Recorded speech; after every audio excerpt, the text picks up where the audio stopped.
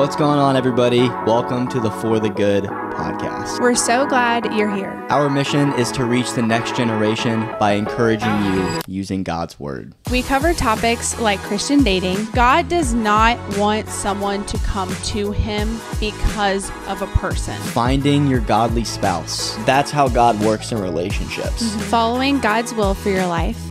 We think that we should be omniscient with God and staying close to God when the world tempts you. Or it can be worshiping the right God in the wrong way. Romans 8:28 says, And we know that in all things, God works for the good of those who love him, who have been called according to his purpose. This podcast is for God's good and to grow his kingdom. Our prayer is that this ministry provides you with a healthy Christian community that you can be a part of. Thank you guys for tuning in. Hello, and welcome back to another episode of the For the Good podcast. Yeah, woo, yeah. Thank you. Settle down. If only we had a live audience. Yeah, settle down now. We hope that you guys enjoyed the new intro. Yeah, I was going to say, that new intro, let us know in the comments, was it bang? Actually, I know it was banging. Shout out to one of our very close friends of ours, JB. If you haven't watched that episode, it's in season 2. JB and I go into some stuff. And shout out to him and his fiance, getting married soon. They're next. Congratulations, guys. I know y'all watch this podcast. We will be at their wedding in October, and then they will be on this podcast married. That will be fun. But yeah, if y'all need editing stuff or whatever, dude, shout out to JB. Go to him. He's been on my Instagram. He's been on our podcast. Very good friend of ours. If y'all need work done in that area, go reach out to him, dude. Very, very talented. Yeah, he did a really good job. He's a G. Yeah. I don't know if you would take that as a compliment, but you know, he's awesome. He's a great guy. Yeah. Very cool, very fun, very awesome guy. Yeah. But season 3, underway. He's got some new bling. Got some blingy. And I have an addition. And she has some new blingy. And we are now a family. We are one. Yes. We are one. And yeah, so we're going to talk a little bit about the wedding.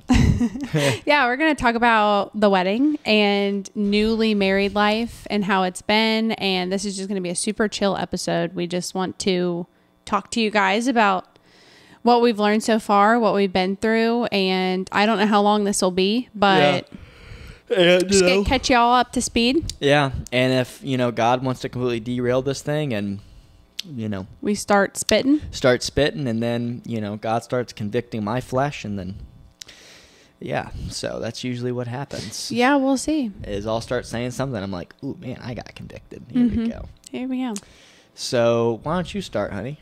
What do you want to start with? You want to talk about the wedding? Yeah, I want to talk about the wedding. Yeah. Okay. The wedding was amazing, and the wedding was also very, very fast. But Asher and I were also talking about this. A lot of people are like, the wedding goes by so fast, like soak in every moment. And it's like, well, yeah, it goes by fast because it's only 5 hours. Yeah. The wedding started at 5 and we left at 10. Like, well, yeah, it's going to go by fast. Yeah. Yeah. It's because I think we heard that from actually everyone, including the people that aren't married, and it's like, thanks for the advice. Like, we wouldn't soak up every moment. So I never really I didn't know if it was like something encouraging that people were trying to say to us or whatnot, but something about Michelle and I is we always, well, especially me, I always analyze the advice that I get. Like who you're getting it from. You analyze who you're getting it from. Who I'm getting it from, where their heart posture is, and also, is this actually good advice? Does it line up with God's word? And then I usually talk to Michelle about it. And that was the biggest piece of advice we got on our wedding day is soak it all up. It only happens once and it goes by really fast. And then Michelle and I analyzed it because both of us got it actually in the car ride home. And we think about it and we're like, well, of course it goes by fast. It's 5 hours and we're the star of the show. Yeah. We were go, go, go, go, go, like all night. Like our wedding coordinator was like, water now. Yeah. She would give us a bottle. She's like, you don't have time here. Yeah. Yeah. And it's like, yes, ma'am. Or she'd come over and be like, okay. But she was so good about it because it wasn't like, all right, we got to go do this. We got to go do this. It was like, okay, now next we're going to do this. Yeah. Like it was like she worded it in like such a calm way. So everything went by really fast. But the ceremony was beautiful. I want to take a pause on that part. Oh, okay. Yeah. Talk about the ceremony, honey. Like what happened? Yeah. Just what people were feeling and... Yeah, so they were feeling the presence of the Lord. Mm-hmm. We did like, typical wedding stuff first, right? So Asher's dad actually married us, which was amazing and super, super, super special. Yeah. And he just went over like what we were doing there, how God created marriage and that it was a covenant and just really the importance of it. And then we exchanged personal vows, and then we did just the typical repeat after me vows. The personal vows, I think, got to people, especially us. Here we go. It was really, really special. So real quick, because everyone's different when it comes to this part. Some people want to have them in private. Some people want to do it before the wedding. Some people want to do it after the wedding. Some people want to do it in front of everyone. And Michelle and I want to do it in front of everyone. There's no like right or wrong way to do it. I may be wrong, but I'm pretty sure JB and Neil are actually doing it in private, which is completely fine. Like there's not a right or wrong way to do it. But that's what opened people's eyes, is because there's wedding, cool. You're going to a wedding, blah, blah, blah. And what Michelle and I kind of realized is no one really knows me on her side, and no one really knows her on my side. Yeah. So, or if they do, it's like they don't know how we feel about each other. Exactly. That's not something that just like we sit around a campfire and say, I am just so in love with Asher and this is why. Yeah. Like I met a couple people on your side of the family, and it was like your grandma, for example. I met her on FaceTime for 5 minutes. Yeah. And she's a big part of your life. And on my side, my grandma met you in person for 5 minutes at her husband's funeral. Her mind was not on, oh, y'all are getting married? No, her husband literally just died. Yeah. So no one really had a lot of context about who we are as a couple and whatnot.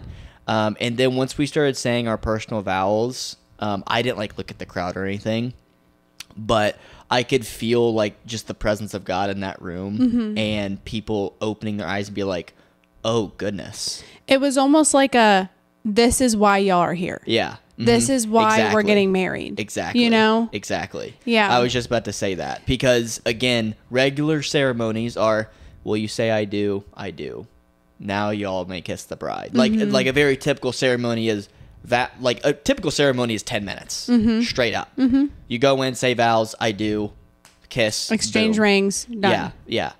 Ours was completely different. Yeah. Ours was closer to, I think it was 32 minutes or something. It was around 30. I thought it was going to be 45. Yeah. But it was around 30. It was around 30 minutes. And our personal vows probably were the longest because it took us some time to get through. We didn't have that much. It was only 3 paragraphs, about 700 to 800 words. And there were some times where we couldn't really get through a sentence, so we kind of had to wait. But that was just us professing our love for each other. The whole I do vows, those are set in stone that most people say. And personal vows are more this is why I love you, though, not because this is what you have to say to get married. Right, you know? And then that's when people kind of open their eyes up and they're like, oh, wait a second. Now I kind of understand these jokers. So it's funny when Michelle and I thanked all the guests for coming, no one said anything about the reception. No. Everyone said how beautiful the ceremony was. Yeah. We're talking about people who aren't believers that said that ceremony was absolutely beautiful. Yeah. And then we had Jason and Rodney, my old worship leaders at Hope City in Houston, lead worship at the end. That was really cool. We sang Gratitude. I know, very typical song. However, it was very different in that scenery. Yeah. It's one thing to sing in at church, but it's a completely another thing when you're at the altar with your wife or fiance, best friend at the time, and you know you're at the altar literally dying so y'all can become one. And that's one thing that hit me hard at the ceremony too. It was so funny. We were walking down and we were about to get in line to go in, and my brother and James looked at me. They were like, "How you feeling?" I was like, "Time to go die." And they're like, "What do you mean?" And I was like, "Who lives at the altar?" And they were like, "Nobody." And I was like, "Exactly. I got to go die." And so does Michelle. That's the whole point of two becoming one. You don't, when you give your life to Jesus at the altar, you're not saying it's time for me to live. No, you're saying it's time for me to die because he gives us life. Yeah. And it's the same thing with going to the altar with your wife. Yeah. You didn't go there to live. You went Yeah. there to die. Yeah. And still to this day, you and I are dying to each other. And dying to ourselves. Dying to ourselves, yeah. I said that wrong. Let's be careful. Yeah. Oh yeah, but that was a funny reaction because Hunter James was like, "Wait, what are you talking about?" Yeah. You know. Yeah. The worship was cool because there was people singing that we didn't think were gonna sing. That was really cool. Yeah. Yeah. So again, we sang Gratitude, and at the end, I was done, honey. I was so done. I couldn't even look at you. I had my eyes closed, my head down. I was going like this, like not going well. Yeah. And Rodney stopped singing at the very end of the song, or the second to last bridge. And because it says, "All I have is a hallelujah," and he stopped singing. And all you could hear in the chapel was people saying that. And it was like, it felt like God was like this. Like his hand was like on the chapel. And whew. You're gonna make me start crying. Yeah, I know. It's getting to me a little bit, but yeah, it was just really cool because that's something that Michelle and I just prayed for so much about in our engagement season. Was just like, we don't care about us. We just want people to be curious about you and just it glorify you. Truthfully, that's why we went through with having the wedding. So if you heard about like the financial things that happened with planning the wedding, we were under contract, so it would have been hard to pull the plug on it and just like elope or go to the courthouse. But the reason why we went through with it and that we organized it to be that way was because we wanted people to open their eyes when they were there, right? We have people in both of our lives that are questioning, asking questions, maybe a little bit curious, kind of on the fence, or maybe they are on that journey pursuing the Lord, and we just really wanted to take the time to make him the spotlight. Like, yes, we were getting married and that was a big deal and a big life event, but we wouldn't have been there if it wasn't for God. Yeah. So we just really wanted to put the focus on that, and it was really, really special. Yeah, and that's what we really emphasized. And the thing is, honey, whether you're a believer or not a believer, you can't escape God's presence. That's the thing you can't escape. And a lot of people in that room weren't believers. A lot of them believed in Jesus but didn't follow him. But a lot of people in that room weren't believers, and one thing you can't escape is God's presence, and God's presence was in that room like crazy. There was just a lot of prayers that went into it, whole lot of honor. There was a lot of respect in that room as well. My dad did a very good job at that. That's one thing I told him, is because God shows up in places where he is respected, and is honored. That's something that John Bevere talks about in the All of God in his book. And I talked to my dad about that. I was like, people need to respect God in this area and honor him. You need to set that tone, because if you don't, people aren't going to know what's happening. Yeah. And the tone was set immediately. He was like, "We're here because of God." That was the first sentence. We're here because these two are becoming one. And it set the tone immediately. But that was the ceremony. It was great. You want to talk pre-ceremony now? Pre-ceremony. Yeah, like what was it like leading up to it? Like doing it backwards. Yeah. Well, ceremony was important. I just want to talk about that. Yeah. What were your emotions and stuff like that going forward, or before the ceremony? Like, I felt amazing. Everyone was like, "How are you? Are you getting nervous?" And I was like, "I'm okay. I'm great." Yeah. I think the biggest thing I was nervous about was tripping. Oh, really? Yeah, because I didn't have anyone to hold on to. I walked myself down the aisle, so I was afraid I was going to like trip on my dress, or I don't know, something was going to happen. But yeah, I felt amazing. I was with my best friends, hanging out, getting ready, and yeah, it was really fun. Yeah. I was a lot more nervous than Michelle. We prayed like an hour before, back to back. I was a lot nervous when that happened. Just because like it was just weird. Like, we're getting married and I haven't seen you in 24 hours. Yeah. It was like, now I'm going to spend the rest of my life with you and I haven't seen you. That was the hardest part because we didn't even hang out that week. Yeah. It was just very weird. So I felt a lot better after that. I think the funniest part was when one of my best men, James, he came up to me and he was like, "Are you nervous?" And I was like, "I mean, yeah, but it's expected." And he was like tense, and I was like, "Are you?" And he was like, "I'm so nervous." And I was like, "Dude, you're just gonna stand there. What do you mean?" And he was like, "Man, I don't know. My best friend's getting married. I'm just really nervous." And I was like, "Yeah, I mean, big day for you. Seriously." Yeah, in the speech part. He was nervous for his speech. Yeah, and he was going up to my brother like every hour. Got 4 more hours, man, for that speech. And then every hour, 3 more hours. You ready? Yeah. Just like on the dot. And Hunter every time was like, "Yeah, I guess." My brother didn't have anything prepared. Yeah. He went up there and he was like, "Congratulations, dude. I mean, growing up together." And, told a story. Yeah, he told a story about me falling off my sister's bike, and then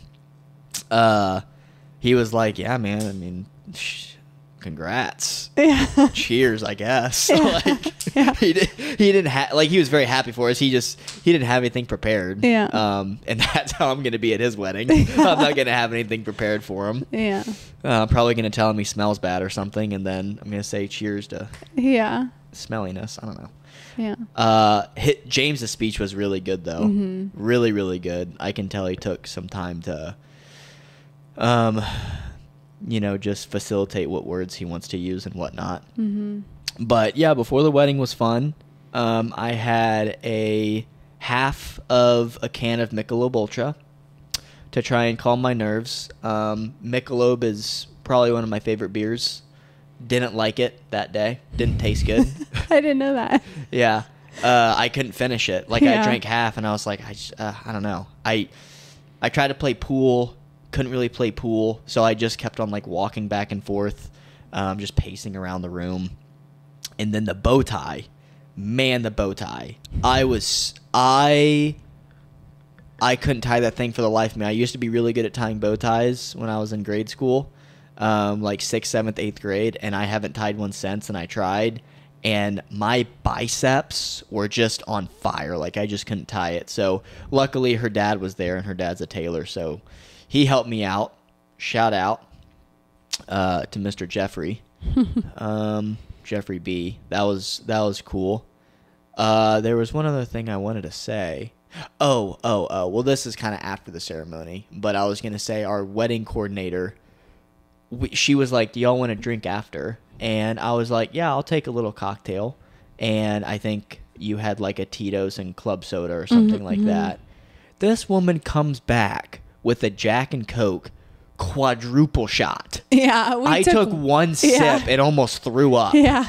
Mine was really strong too. I was like, okay. Yeah. And I go up to her and I was like, hey, did you put in like 3 shots? She was like, I told you I got you. And I'm like, sweetheart, I don't get drunk. Yeah. I just wanted something to sip on. Yeah. But we should have just asked for wine. Yeah. That's what I wanted, but it's okay. All right. Walk me through yours, honey. Pre-ceremony. I mean, I just told you. No. I want details. I want details. Okay. I woke up in the hotel. Yeah. With Kaylee. Yeah. And we went down and got breakfast. Everyone was down there. I held baby Ridge for a while, which is my best friend's baby. Got some baby cuddles. And then went back up. See, stinky. Yeah. Yeah. Stinky. Yeah. Always stinky. And then I practiced my vows while Kaylee was in the shower, and she came out when I was still reading them.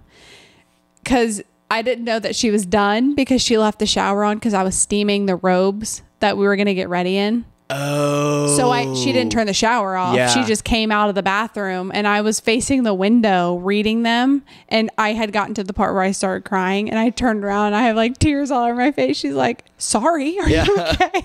I was like, yeah, just practicing my vows. And she was like, okay.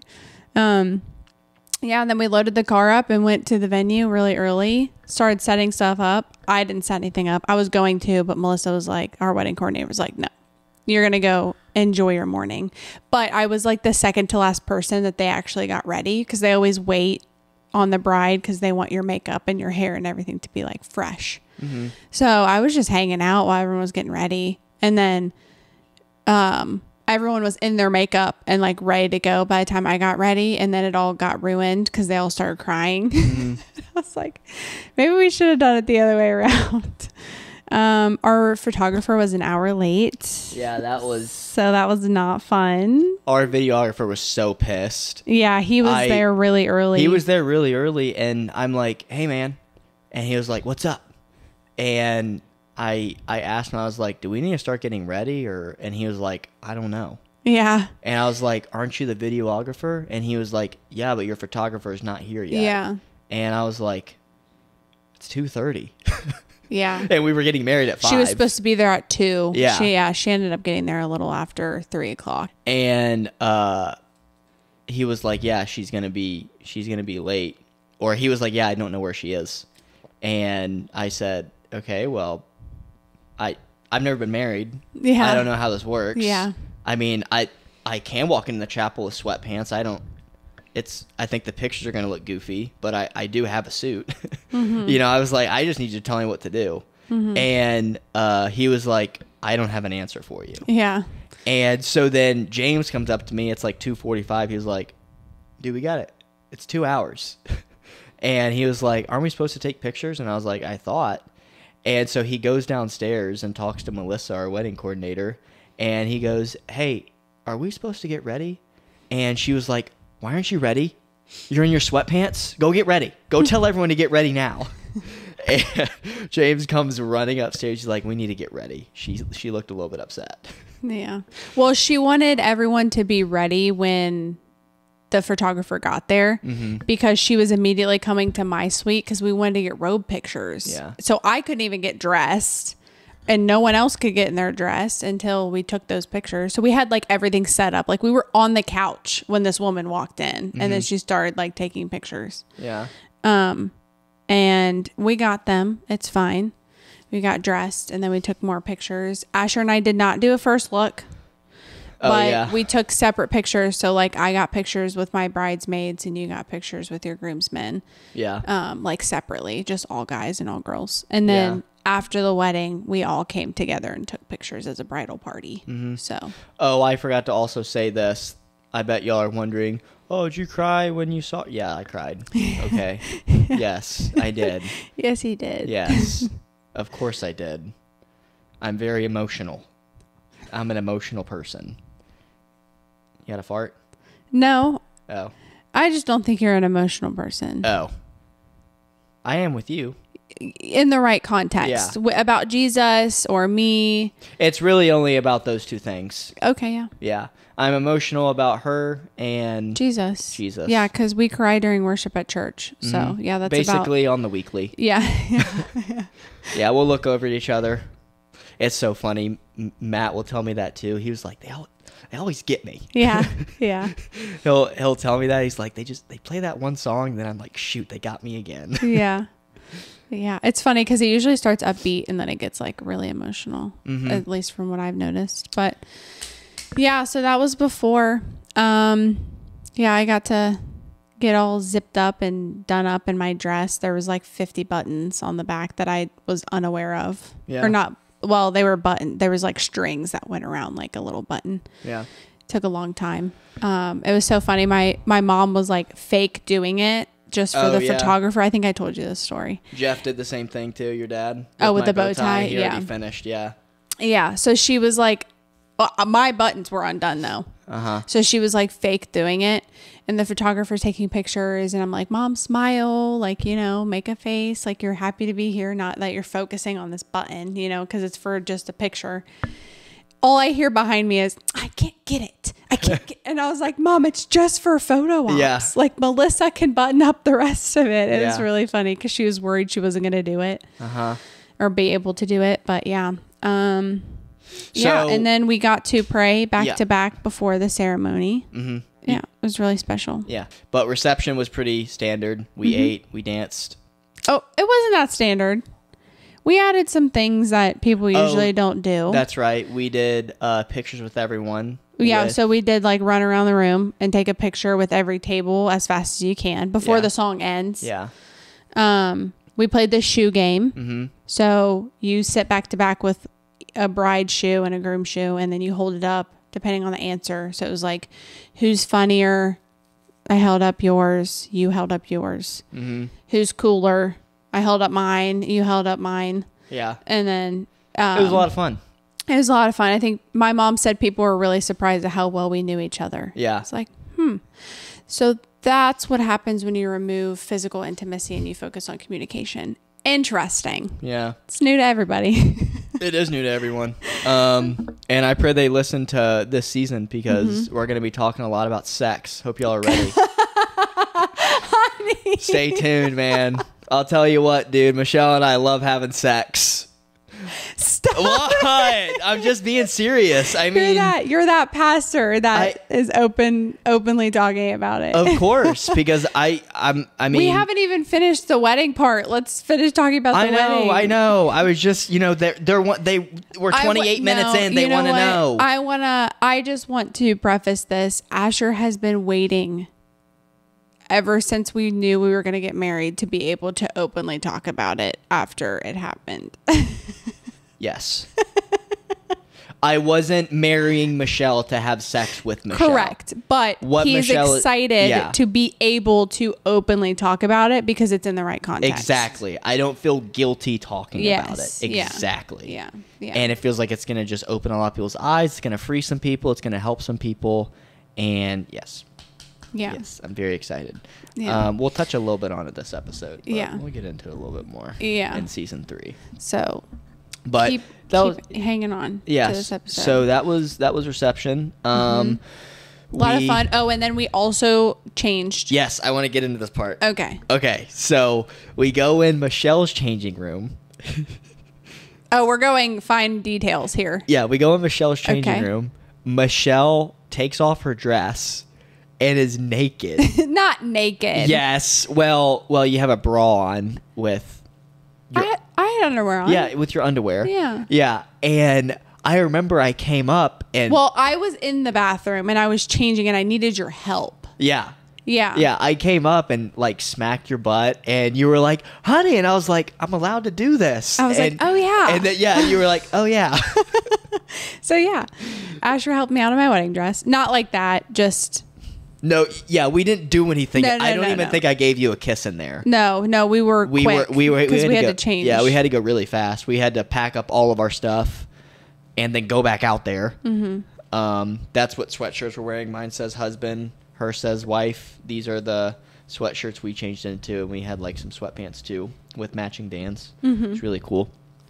Really special. We went back out there and danced. You know what I really don't remember, honey? I don't remember the ride home we had. We talked a lot, and well, you talked a lot. Oh, I did? Yeah. And Did I talk a lot about what people were telling me? Yeah, and it was like a lot of random stuff. It wasn't like we talked about things that didn't have to do with the wedding. But we did have a 45-minute drive home. Yeah. So we had a lot of time to talk. I was a little nervous driving because it was late and it was a Friday night, and I was like, please just be careful. Yeah. Like, get us there safely. And that sounds bad, but nothing good happens in the evening if people are drinking and stuff. So, but yeah, we just had a normal conversation like we do on our walks on the way home. It was about random stuff. I think you were talking about, like you said something about work, like someone that you had a call with or something. It was just like a basic conversation, I think. Okay. Yeah. And then we went home. And we went right to sleep. Yeah. Wait, actually, I don't know what we did. We came in. We came in. And we changed. No, we took a shower. Yeah, we took a shower. Yeah, because I felt really gross. Yeah. We took a shower together. Did we take a shower first? I don't remember. Actually, I don't remember. We may not have. I don't remember, actually. I don't think we did, actually. We took a shower later. Anyways, we had the freedom of laying in bed together. That was really cool. Well, like, actually, I'm just going to be honest and upfront with you guys. I slept terrible. Yeah. So, another backstory about me, I have slept with girls in their beds in the past. Michelle has slept with guys that she dated in the past. I have never, ever slept good with a woman in the same bed as me, ever. And I was like, we're married. Surely I'm going to sleep good tonight. On the wedding night, nope, slept terrible. Now, I fall asleep instantly, and it's pretty awesome. Yeah, he kicks me off the bed. He sleeps so good that he's... Well... I'm not there. Yeah, no, you're not. That's something that we're working through. Your heart beats there, and that's all it's... I don't really care, though, as long as you're getting sleep. I have not been sleeping good, but there's just a lot of other things going on. Yeah. A lot of things going on in my head, and just, yeah. Yeah, and, yeah, we're just catching y'all up to speed. So, when we had sex, Michelle cried. That was cool. Honey! And yeah. You did. I did. Yeah, you were. And it wasn't like tear. It was like sobbing. Yeah. Like I was hysterically crying. Like my body was shaking. Yeah. I was crying so much. It wasn't bad cries. Yeah. It was just because I literally, it was euphoric and I felt God's presence in that moment. I can't even explain it. Like you think that you're close to God when it's just you. Like once you become one with someone, where we talked about this and we can go in more in detail. Yeah, where two or more are gathered, there I am also, right? We're always together. Yeah. And I just, not that I didn't have a good relationship with the Lord before, because I did, and it was amazing, and it still is amazing. But like, it is another level when you're with someone that's also following the Lord. You just like that. Yeah, it was just a really special moment. I'm not even talking about like, we're not going to sit here and be like the feeling or all that stuff. It's just like, I don't know. It wasn't even that. It was connecting on that level in the right context, having the Lord literally there with you. Like, and that may sound weird to some people, but it may, it's true. But the truest form of intimacy with your partner is when y'all are inside of each other. And I mean, like, let's talk about the importance of being equally yoked, okay? Because people say, well, I'm still married to an unbeliever and we're fine. Paul never said it can't work. Paul said it's not wise. Why does Paul say that? Paul says that because he wants you to be as close to God as possible. Do you think that you're going to be as close to God as possible if there is one believer and one unbeliever? Absolutely not. That's like saying, are you going to grow closer to Jesus if you hang out with a Muslim every single day? No, you're not. Y'all have literally the opposite beliefs. I don't care what anyone...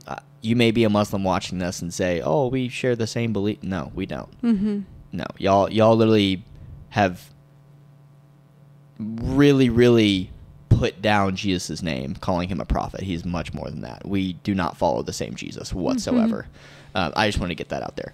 So, anywho, so Michelle and I was talking to a friend, and he was going through some relationship troubles and stuff like that, and I got a revelation when I was talking to him, and because I asked him, I was like, have you gotten closer to God or farther away from God with him? And he was like, well, we do Bible studies sometimes, but I feel like sometimes I've gotten closer, but other times I've been like farther away, and like right now I feel the farthest away possible. And I was like, so why would God put a woman in your life that would push you farther away from him? Because all he wants is a relationship with you, correct? He was like, correct.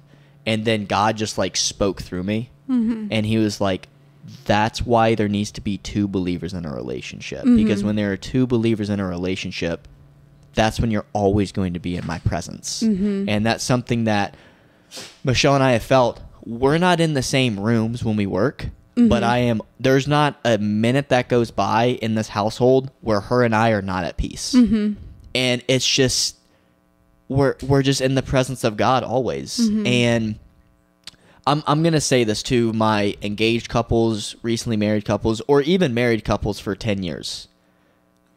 Y'all are a lot longer down the road or whatever, but one thing that I have learned that Michelle and I have been tackling in these 2 to 3 weeks, your goal as a couple, a successful couple, is growing their relationship with God together and to be in his presence always. That's a successful marriage. A successful marriage is not, oh, I got the yacht, oh, I got the expensive house.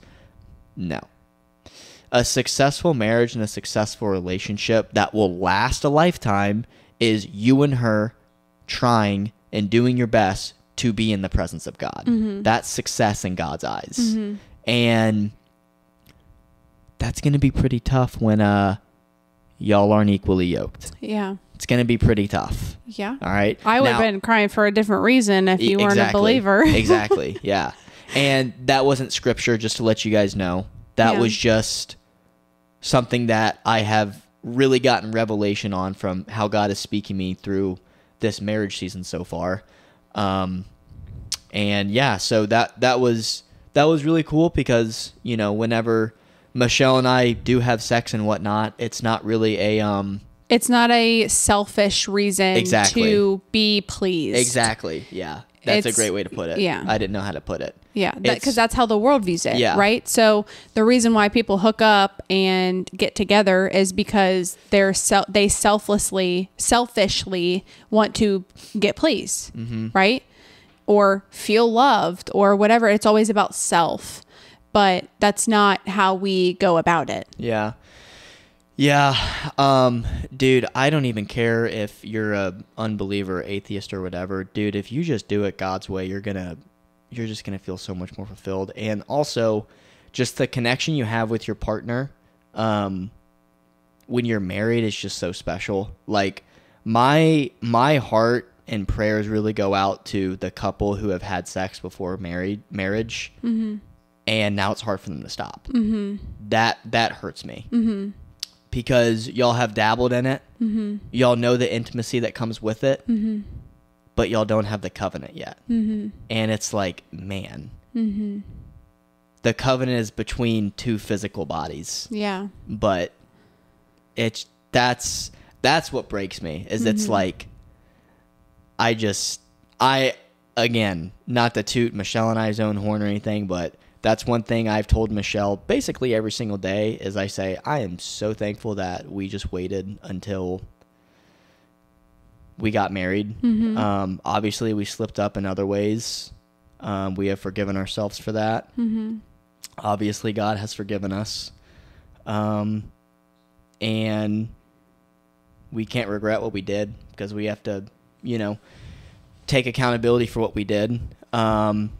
Not proud of it. However, I am very proud of us for not slipping up and going one step further and just being like, oh, well, we may as well have sex Mm-hmm. We didn't do that. So it was really cool that we waited because, I don't know, you saying I had sex with my wife for the first time on our wedding night feels like you won a gold medal. Seriously. Yeah. And, you know, it feels so much more special. Yeah. And I'm going to read this. I put this on my story today. I feel like it fits. Okay. And I feel like someone needs to hear it.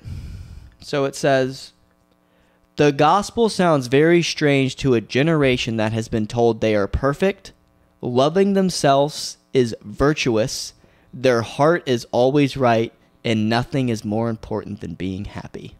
Summary. The gospel sounds very strange to a generation who is extremely selfish, mm-hmm. because the gospel is all about selfless acts. Mm-hmm. And if you wait until your wedding night to have sex, a lot of people will think that that is selfish. Mm-hmm. But actually, on the flip side, it's the most selfless thing you can do. Mm-hmm. That's all I'm going to say on that matter, really honey. Good. Yeah. Are we done with the wedding night? Yeah. Or that's chapter 1, done with the wedding night. Chapter 1, done with the wedding part. Yeah. Okay, so after that, we both didn't get like much sleep that night because it was just an adjustment, you know, having someone else here and living in the same space that weekend before we left.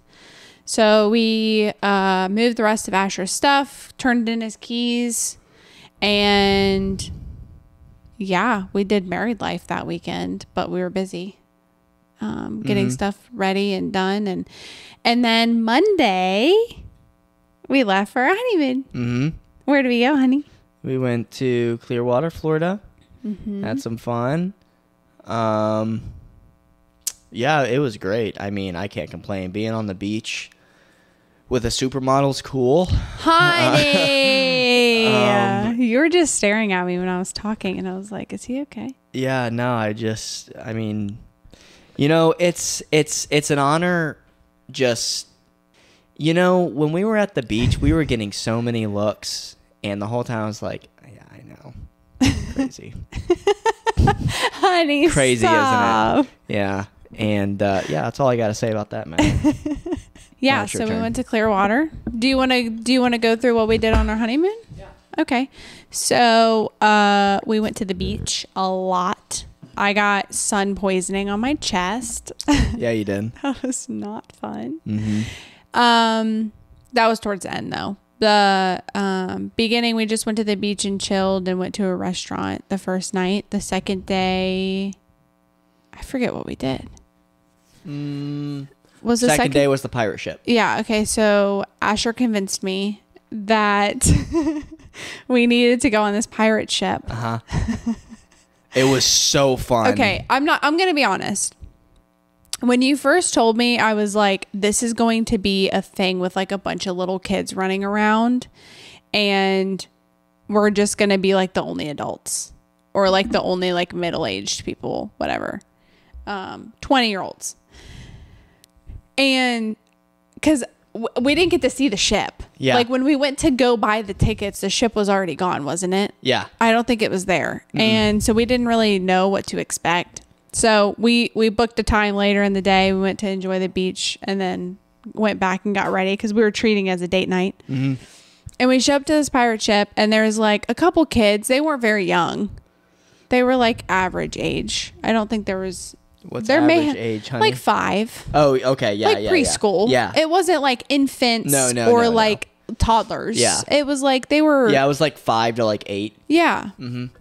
But there weren't that many. And then they were with their parents or their grandparents or whatever. But it was so fun because the kids were at the bottom of the ship. Yeah. And all the adults, they had like this upper adult only deck. Uh-huh. And all the adults were just sitting up there. It was so cool. Like, I am so going to take our kids there. Yeah. 100%. It was really because fun. it's literally like a daycare. It is. Like the captains, they play games with the kids. Yeah. While all the adults are up on the upper deck getting hammered. Well, the ones that we were with. Yeah. Now, Michelle and I, obviously, I think I had like 3 beers or something, and you had like 2 glasses of wine. Yeah.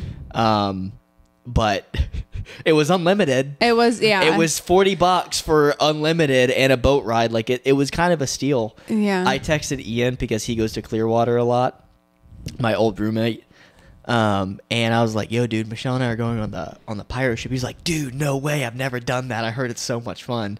He got me really hype about it before he went on it. But it was really fun. The people on there were really, really nice. Yeah, met people from Germany. That was cool. They were slammed. Couldn't really have a conversation with them. They had been drinking before they got on there. Yeah, they were drinking before, and it was like down. Yeah. Like they were.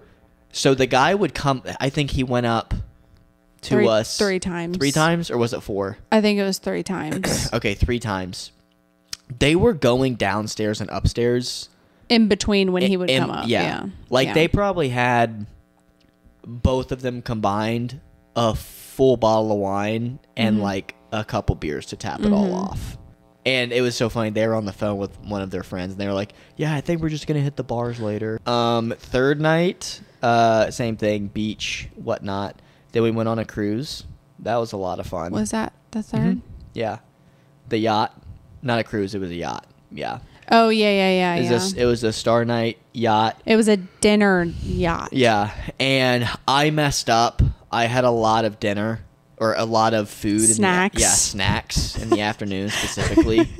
And I was so full. Yeah. So I didn't really get to enjoy the food that much, which was unfortunate. Because it was a buffet. Yeah, and Asher would have gone crazy for the buffet if he wouldn't have eaten earlier. Yeah. Like it wasn't. I'm going to tell you guys right now, it wasn't some CC's Pizza type cafe or Golden Corral. Or Golden Corral. No, this was like very good salmon. You know what it reminded me of? Prom food. Okay. At least at my high school. I didn't have food at prom. Oh, okay. So at my high school, we ate at prom. And it was in the Paul Brown Stadium, the Bengals Stadium. Oh, wow. Yeah. And it was a very, very nice dinner, but it was a buffet. Oh. So that's how they did it. You would walk up with your plate and you would get like really nice food from these. It was, or kind of like a wedding. You know, it was just like. It was wedding food. That's what it was. Really, really, really good. That's a great way to put it. Wedding food. Yeah. So it was more upscale than what we fed our people. Yes. Yeah. Well, because they got barbecue. Yeah. Very, very fun time. A lot of cool couples. Old couples. We're talking there. We met someone, I think they were celebrating their 55th, or was it 50th? It was 50th. 50th? Wedding anniversary, yeah. And the guy was like foreign or something. Looked about 40. Yeah, he looked really was pushing young. 80. Yeah. They were a very nice couple. I forgot what she told us. I think her advice was continue to date your partner. It was. Yeah, it was. It was either continue to date your partner, or she just said communicate on literally everything. No, she said date your partner. She said always go on dates. Yeah. And they had 4 kids. They had 4 kids. They still made time for each other. That's right. They did say dates. That. Yeah. Because I remember I left and I said, honey, that's going to be us. Yeah. Yeah. Because we want 4. Yeah. And we told the DJ he had way too much fun at his job. Man, oh my goodness gracious! 75 years old. He was DJing. Like a grandpa. Yeah. It was amazing. What was his name? DJ Doug or something. I don't know. Darren. Yeah. No, it started with a D because it matched. It said DJ Dave. DJ Dave. And he would always say, he's like, and I'm your DJ Dave. It's like, all right, Dave, we get it. We love your job. He had like this little headset on too, like this, but it was like old school. It was so cute. But he came up to us and asked, because when you made the reservation, you could say if you were celebrating something.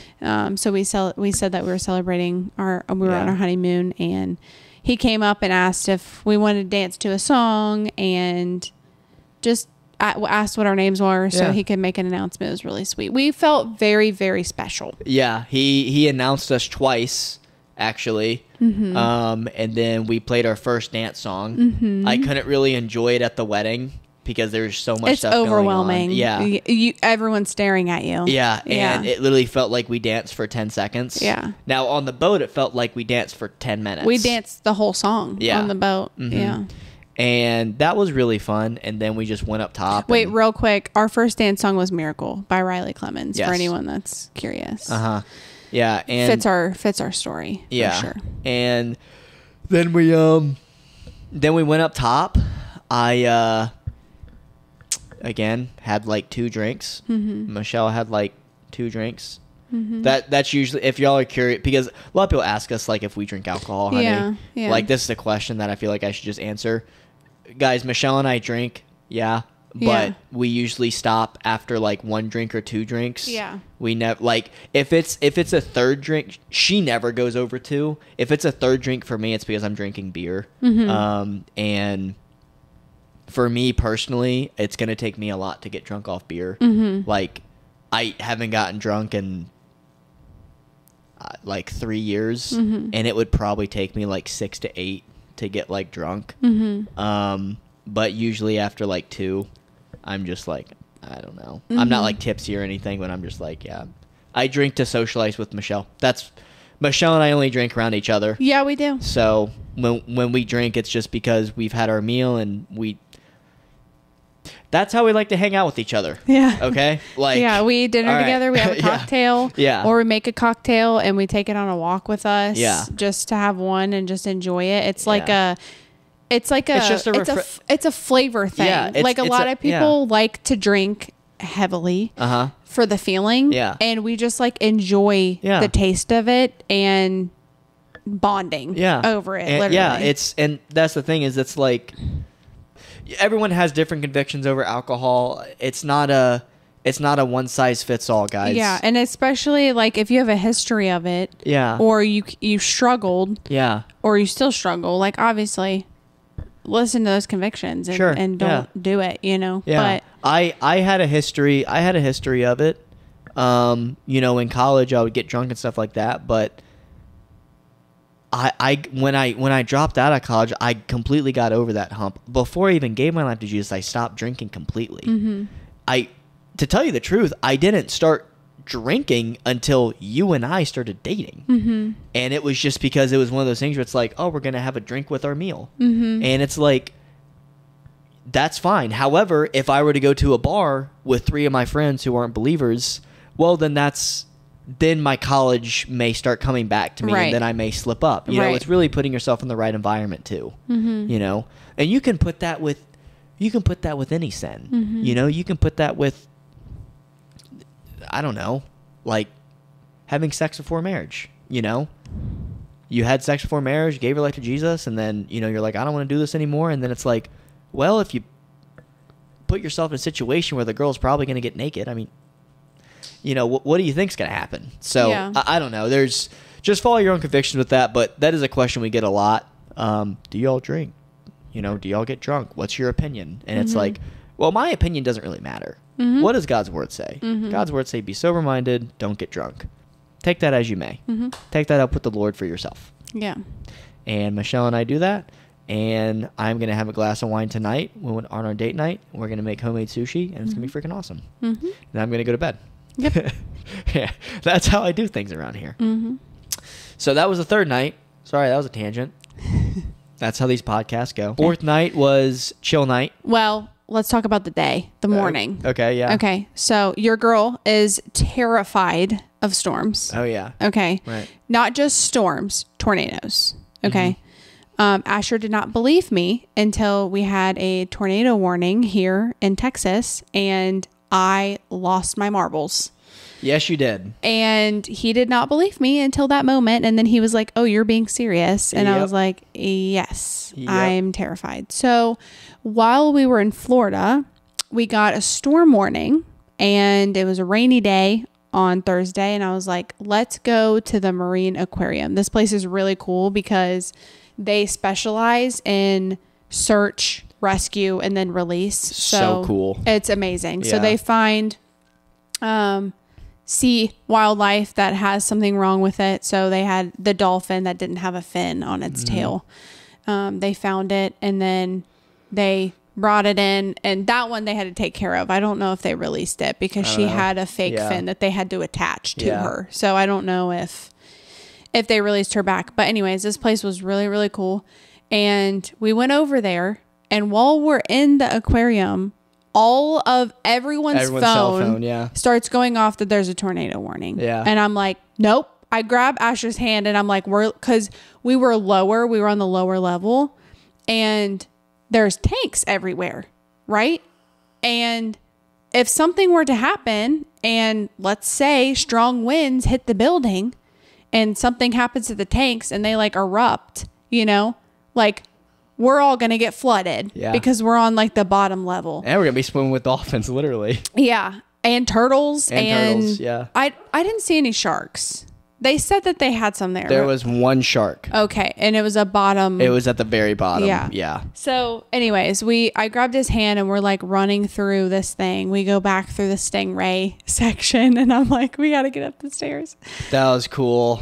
Yeah. The stingrays. Yeah. Yeah. I was around a bunch of 5-year-olds and I was petting the stingrays. I was like, honey, look. Yeah. I'm sure it's already up by now, but I posted, or I will be posting here soon, the honeymoon files. Yeah. Is what I'm going to call it. And there's going to be a picture of Asher petting the stingray and it is the cutest thing ever. I'm literally going to show our kids. Yeah. I'm around a bunch of 6-year-olds and I'm like, honey, look. And you're over here like, oh my goodness, why did I marry you? You had the biggest smile on your face. It was so cute. And then he goes, do you want to? And I'm like, no, I'm okay. Yeah. I was really enjoying myself. I literally married a golden retriever. For anyone that's seen those videos where people are like, my husband's a golden retriever. I didn't know what that people meant by that until I met you. And then I was like, no, you're literally one. And it's the best thing ever. Yeah. Yeah, I'm over here petting a stingray and you're over here like, we're about to die. Yeah, no, the guy was like, stay put. Like, we're okay. We're just going to hang out here for a bit and wait for it to pass. And I'm like, I think he could tell by the look on my face that I was like freaking out. But anyways, so that happened. I also was super emotional when we first got there because I left my wedding ring. Oh, yeah, that's right. And my engagement ring, like the set, on the sink. You said something, honey, and it completely broke my heart when you said it. You said, I left my wedding ring at home. It literally feels like I'm sinning. It did. No, it did. Like it made me sick. Yeah. I'm not even kidding. Like I said, oh, what if, because we were getting our room cleaned while we were staying in the hotel because we stayed in the same room the whole time. And I did make a comment like, what if something does happen to it or like they take it if they see it or whatever. But that wasn't even like, yeah, that was a fear, but that wasn't the main thing that I was feeling. It was, I looked down and I was like, I'm naked. Like I was walking around holding your hand with my left hand so that no one saw it. Yeah. Because I was embarrassed that I didn't have it on. Because I was like, no, this man is my husband. Mm-hmm. I just don't have my ring on right now. I literally felt like I was sinning against God. Like it was great. I was crying.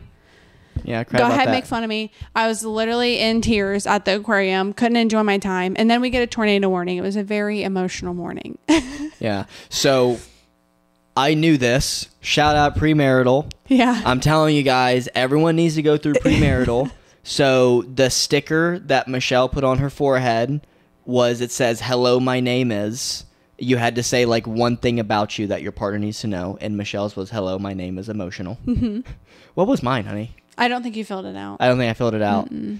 I have like 11. But yeah. So whenever Michelle gets emotional, I'm like, yeah, this is expected. She said her name is emotional. So I did cry on the way home because of traffic the other day. Yeah, you did. A lot going on. Yeah, and yeah, that was funny. Let's see here. Yeah, so that was that day. And then Friday was the last full day. Yeah, Friday was the sailboat. Oh, yeah. We last minute decided that we were going to go on a catamaran. Yep. Homegirl got sick on me. I threw up on the ship. Yeah, which is very weird. We're not sure what happened. Yeah. I literally had a seltzer. Yeah. And we also had a poke bowl before we went on there. And I was on the sea on a boat. And I get motion sickness, but I only get motion sickness in the car usually. Yeah. We were really enjoying, so it was only 2 hours of sunset sail. We were really enjoying ourselves. Y'all are going to see the photos. Mm-hmm. We took a lot of good photos. I actually put up the sail. I wish you would have gotten a video of that, but it's okay. I had your cup in my hand. I had my hands full. There was a lot going on. I know.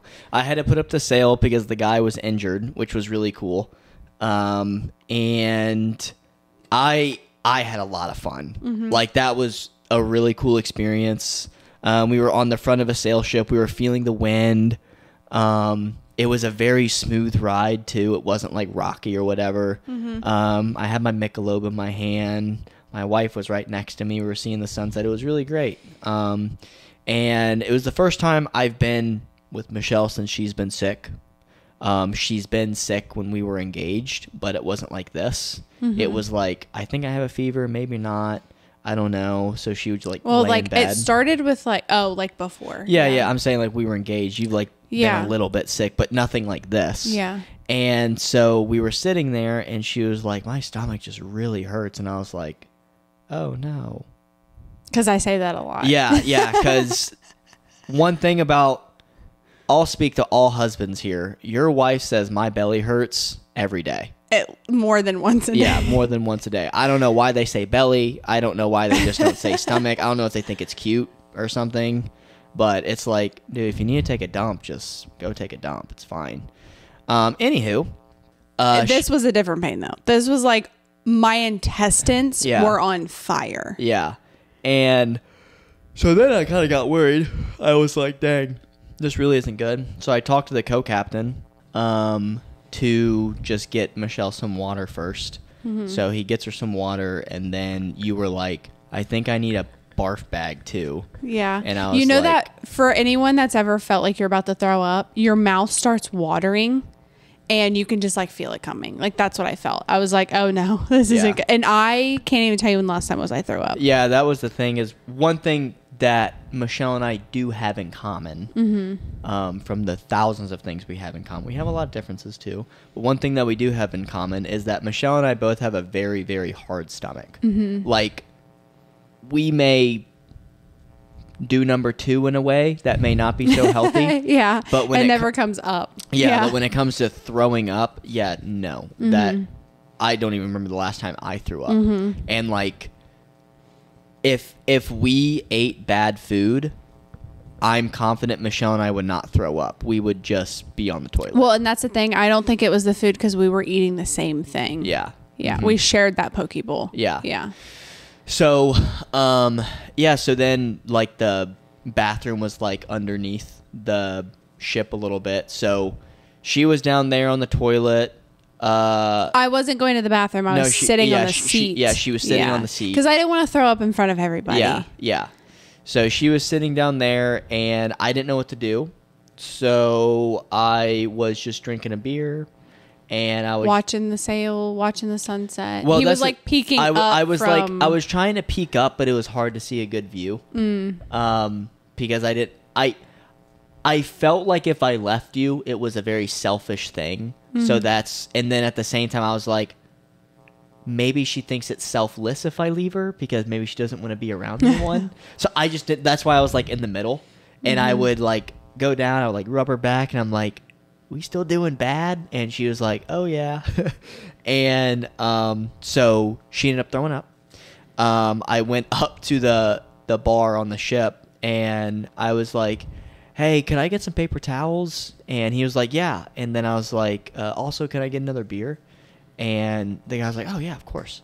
And the guy to the left, he was like, yeah, man, can I get some paper towels? My wife's dying down there. Oh, also, can I get another beer? And it was just it was so funny the way he said it. Yeah. Because it was a joke, obviously. Yeah. But it was just really, really funny. And yeah, then we parked. We went home. Michelle had chicken tenders and we stopped at CVS or Walgreens to get I had Alka-Seltzer. Yes. So we didn't get anything because I don't like soda. We got saltine crackers. We did. We got saltine because I wanted to settle my stomach. But then after that I felt fine, but I wanted plain food. So you ended up getting some seafood thing, didn't you? No, you got a burger. You got American food too. Yep. I was like, I really just want some plain chicken tenders and French fries. That's all that sounded good. So that's what I ate. Yep. And it was Saturday when we tried crab legs, wasn't it? No, it was Thursday evening. Thursday evening. Wait, no, actually, you know what, honey? We're a day behind on everything. No, the sailboat was Friday. Oh, was it? Okay. No, but we went out to eat after the aquarium, didn't we? We went to we went That's right. Mm-hmm. We went to the main Krabbies. Right. Yeah. Yeah. We got crab legs on Thursday. That's another night. thing. Michelle's never had crab legs. I haven't had them in forever, so I literally forgot how to crack them. So the guy showed us.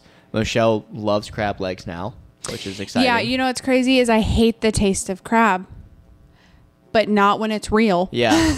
Yeah, and that's what Michelle figured out, because whenever I'd buy the crab from Kroger, like, or in even like packs, crab flavored things, like crab soup or something. Yeah, like yeah. And I was thinking, honey, because crab legs at Kroger aren't really that expensive. Honey, they sell them at Costco. Do they? We may have to have like a fun game night with our friends. That's what I was about to say. And do that thing. What's that board? Oh, man. But you usually do it with lobster, but we could do crab. You usually do crab, crawfish. That's what it is, crawfish. Crawfish is... It's corn. Yeah, corn, potatoes. Sausage. Yeah, corn, potatoes, sausage, crawfish, crab legs, sometimes shrimp. I don't know. My Louisiana people, shout it out in the comments. Yeah. Like, I don't know. Also Memphis. Crawfish is big in Memphis. It's not really big in Texas. So it's big in Houston. Dallas, not really. So it's going to be hard for us to find crawfish, but that would be fun. So yeah, that was our trip. To finish up the trip, Michelle had something a little bit wrong with her. I did. In the woman area. Aside from the throwing up. Yeah, aside from the throwing this up. This was the next day. Yeah, Michelle had a little bit something going on down there. Yeah. The women will know. Guys, we peed after sex. Okay? Don't go in the comments saying, well, did y'all take a pee? Yeah. Yes. Yeah. But sometimes stuff happens. Yeah. And it actually, when you Google it, that's not the cause of it. I was just about to say that there are other causes to that. And it's just bacteria. Yeah. Yeah. And Michelle and I have done an overview autopsy of the situation. Let me finish. And we have came to the conclusion that both of us were very dehydrated, and it was a very humid climate. And let's just say we were in the sand a lot without showering. Yes. A lot of bacteria grows in humid places. So Michelle and I came to the conclusion where we went somewhere that was very humid. It's not that humid in Frisco. At least right now. Yeah, at least right now. So it was a big change for her body. And on top of that, the sun poisoning didn't help. Yeah. So I also got sun poisoning on that day, on that Friday. Right. Yeah. So she's not feeling well. We go to the doctor. She gets medication. And she just finished her medication actually yesterday. And well, for my women, I took an over-the-counter pill and it went away for 3 days and came back. Yeah. So if you have something wrong with you, please go to the doctor. Yeah. Yeah. Because mine could have turned into something way worse. Yes. And it's still a little bit irritated down there. Uncomfortable down there. So, now to come back full circle to you guys, because we always like to give y'all some nuggets in all these episodes. I know we're just trying to, like golden nuggets. I don't know what that means. Like pieces of advice. Oh, okay. And just like stuff we've learned. Yeah. Like this whole podcast is stuff that we've learned throughout our journey. And Michelle and I have not had sex in like a week. So I think it's been longer than that. Yeah, because there's been some stuff down there that's been going on. And something that Michelle and I know about each other is that both of us are very selfless people. And if I were to be like, oh, just get over it, that would be very selfish of me. In the same way, so there's something wrong with me, and Michelle was like, get over it, you know? Because we both, obviously it's an intimate thing, we both want to enjoy it. So how have we been navigating that, honey? I think it's been okay. I mean, yeah. Yeah. I think the biggest thing is that we were already connected before we did that. And then we connected more when we did that. So I mentioned to you today, just being vulnerable, that I haven't felt connected to you since we haven't been doing it. But we've been prioritizing other things. So Asher has been going on my walks with me. I always walk at least once a day. Now we've been walking twice a day, in the afternoon and in the evenings together, just talking and spending time together. And then we still have our weekly date nights. So tonight we're going to make sushi, homemade sushi, and just prioritizing like actually spending time together. Now you don't have to leave and go home. So, last night we finished a movie that we started the night before. So sorry, we're old people. We go to bed really early. Yeah. Yeah, we do. Shout out. We had to cut a movie in half and watch it 2 days. Yeah. Which was fine. But just cuddling and doing other things so that I still feel connected has been something that we've been trying to do. Because, when you get married, it's new, you're exploring, it's fun, it's intimate. And then it got ripped away, and it's like, dang, this sucks. There's a lot of other things that we're doing just to take the place of it, but that stuff's kind of easy because we did all of that before we even got married. Yeah. So we set the stage for when this stuff happens, right? Exactly. That's what I was going to say. Like, we did a very good job at training our bodies to not rely on having sex before marriage. So if something does come up in the future where we have to withstand from it, we're still going to love each other and, still connect with each other. Yeah. Now having said that, I mean, do Michelle and I miss having sex with each other? Well, of course, because it's the most intimate thing that a couple can do. And it's the only thing on earth that glorifies God. Only thing you can do to glorify God is literally have sex. And it's also a great form of worship. Michelle and I have talked about that. It's pretty cool. Anywho. Let's stop there while we're ahead. But yeah, it's been a different season, but I wanted to talk to you guys about that because Michelle and I like to be open and vulnerable about everything, and we've been open and vulnerable about everything in the past. So it's like, why would we stop now? And it's like, yeah, we just got married and we got to take a pause on that activity for a little bit. And that's okay. I mean, it's now, 4 years ago, me probably would have been like, oh man, I'm just itching to just, have sex. Like I'm grumpy or, whatever it may be. But it's like, I am. I'm just kidding. No, you're not. That was a joke. Now, I'll tell you one thing. Michelle says, I want to have sex with you more than I say that. Just to let you guys know. Honey. Not saying like Michelle's like horny or whatever, but it's also it's something new to me. I've never had, a woman tell me that. And I think it's really cool because like, oh wow, this girl really does love me. I really, really love you. Yeah. And I want to express my love to you. Yeah. It's really cool. That's it. Yeah. So we live together now. Since a lot of people asked us that when we were engaged. Yes. Asher officially lives here. And we are now waiting on our marriage license. It's a little delayed. Not sure what's going on. Apparently the state of Texas is taking a while. Yeah. And when we get that back, we'll get everything legally changed. And, we were a little nervous to live together because we were used to our space and we also both work from home. So having separate spaces where we work and not being distracting to each other. And, we got to hang out like a couple hours a day during the week, or sometimes it was only 1 hour until our date nights. Then we got to spend like 3 hours. Now we spend all day together. And I'm speaking for myself. You can share your thoughts, but I love it.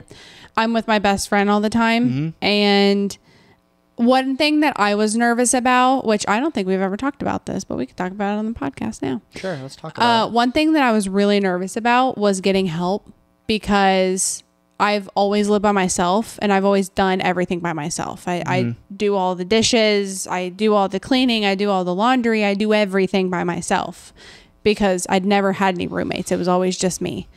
And when you were moving in, I was like, because we had comments about like, we want, like, I'm OCD and I'm just a clean freak. So like, I wanted to keep up with those things, but I didn't want to do it in a way where I was like, I'm doing all of this and I'm not getting any help kind of thing. Cause that's how it would have made me feel. But we talked in the future about like me doing those roles. Right. And like raising our kids and just being who God created me to be. Mm-hmm. Right. Those are my strengths. Right. Mm-hmm. Our premarital counselor said, don't take away their skills. Right. So if I'm really good at cleaning, or if you're really good at cleaning, and typically everyone says a woman cleans, I'm not going to take that away from you. Yeah. You know, like, so that's one thing that I was worried about, was like not getting help and just like doing everything and then just feeling like really burnt out and like done at the end of the day and like just wanting to go to sleep. And you've been so helpful. It's actually been like super surprising. Thanks, like, honey. Obviously right now I don't feel good. So there's a lot of things going, and it takes me longer to get ready for bed. So for the sake of time, you'll like cook dinner and like clean up and everything. And it's just been really refreshing to have someone like care for you, you know, and like I do your laundry and I put your laundry away. Like we're not keeping tallies, but we're both like finding ways to help each other. Help each other out. Yeah. Yeah. And it's been really healthy. Like that's what I was worried about, because I've always been independent, literally. Yeah. So here's a couple of examples. Michelle, very good at organizing. Me, not good at organizing. So one thing Michelle does is put away clothes, put away dishes in the right place, stuff like that. Great. I hate doing it. Really works out very well. And I also feel like I need to say this too, because it's not a one size fits all. Like it's not like the right thing works for every marriage. Obviously there's like certain pillars that will definitely help. But if your couple down the street, if the woman likes mowing the lawn and she makes it perfect, and the guy doesn't like mowing the lawn, he prefers to, you know, put away the dishes or whatever, or just do cleaning inside, that doesn't make the couple wrong. That actually makes the couple right, because they know each other's strengths. And that's one thing that Michelle and I have really, really, really, one, done a very good job at, but two, continue to learn about each other, is what are your strengths and what are my weaknesses? Because God works in a very cool way where your weaknesses, usually your partner picks up on that, and those are her strengths or his strengths. Again, putting the clothes away and stuff like that. You saw my apartment, honey. Mess.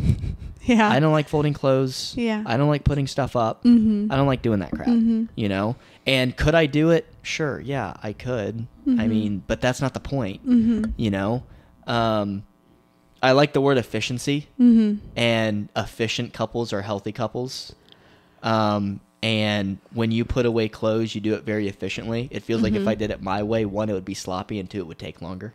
And I would probably have to fix it. Yeah, and you would have to fix it. Which would create more work. Yeah. And in the same way, at night in the kitchen, you know, there are some times where, like for casseroles and stuff like that, that's very organizing type of, you got to measure this out, you got to measure this out, stuff like that. Like recipes. Yeah. Yeah. Those, I'm out of the kitchen. Yeah. However, if it's beef, rice, veggies, something like that, Michelle's out of the kitchen, because that's something where I don't have to measure stuff out. I know the increments. I've done it for 10 years. You know, I know how to cook that stuff. You know, when it comes to the recipes, casseroles, stuff like that, that's when I'm usually out of the kitchen, because that's her strength and that's my weakness.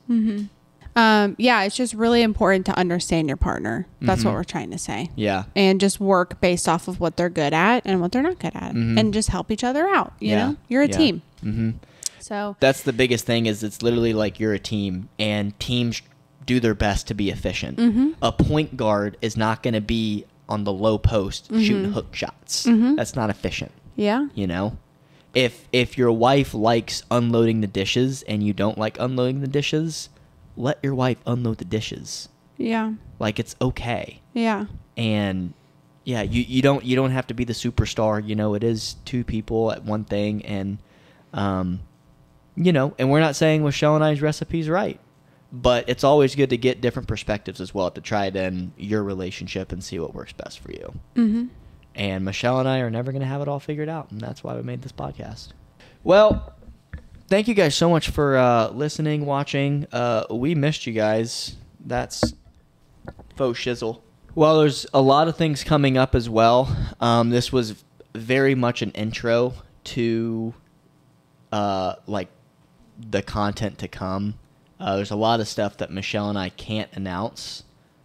However, it's going to be very exciting, and a lot of new guests also coming on this season, which will be very fun. Yeah. And what I will say is, if you're not subscribed, subscribe, because this is about to be a very good podcast for y'all to listen to. Yeah. That's all I'm going to say. Yeah. There's going to be a lot of stuff happening very soon. I'm not trying to toot my own horn here. I just want to get y'all excited, okay? But yeah, we love you guys. We missed you guys. Glad we're back. This is really cool filming in my home. And yeah, we will catch y'all next week on the tripod.